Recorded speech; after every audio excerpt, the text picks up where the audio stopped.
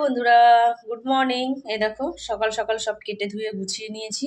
এগুলো দেখতে পাচ্ছ পেঁপে, বিট ধুয়েছি বলে লাল হয়ে গেছে। এই যে বিট ভাজা করব। এখানে এনেছে ধনেপাতা, বেগুন, ফুলকপি, ঝিঙে, এটার মধ্যে রয়েছে বিট, গাজর, উচ্ছে। কটা বিট আমি কেটেছি ভাজবো বলে। আজকে মঙ্গলবার, আমার তো নিরামিষ। এদিকে দেখো ভাত বসিয়ে দিয়েছি, উচ্ছে সিদ্ধ দিয়ে দিয়েছি ভাতের মধ্যে। এদিকে ডাল সিদ্ধ হচ্ছে। আর এই দেখো গাছ কেটে ফেলেছি, কত পেঁপে হয়েছিল, সবাইকে দিয়ে এই কটা নিজেদের জন্য রেখেছি, জানি না কটা খেতে পারবো।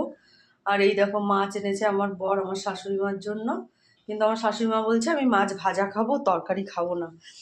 দেখি যদি পারলে ঝিঙে দিয়ে ঝোল করে দেবো, আর না হলে ভাজাই করে দেবো, ডালের সঙ্গে খাবে। আগে আমাদের নিরামিষটা হয়ে যাক, তারপরে চলো বন্ধুরা রান্নাবান্না শুরু করে দিই।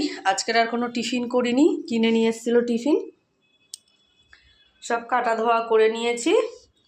এখন রান্নাবান্নাগুলো কমপ্লিট করি, আবার পরে তোমাদের সঙ্গে শেয়ার করব। এখনকার মতন টাটা, চলো রান্না করে নিই। বন্ধুরা দেখো আমার রান্নাবান্না প্রায় কমপ্লিট।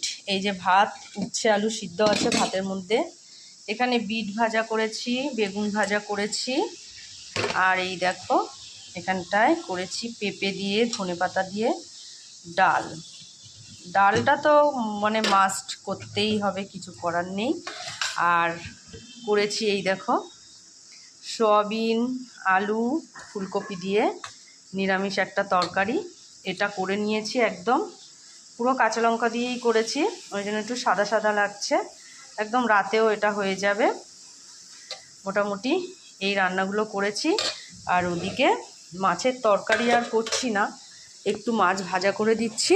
যদি আমার শাশুড়ি মা ডালের সঙ্গে খায় তো খাবে, আমার বড়ও খাবে, কারণ ওরা মঙ্গলবার নিরামিষ খায় না, আমরাই খাই, আমি আর আমার বড় মেয়ে। এই যে মাছ ভাজছি, ডালের সঙ্গে খেয়ে নেবে। চলো এটুকুনি রান্না হয়েছে, আবার পরে দেখা হবে। অনেক কাজকর্ম রয়েছে। আর সবাই এখন মোটামুটি ঘুমাচ্ছে, আর বড়টা গেছে কলা মন্দিরে। চলো টাটা।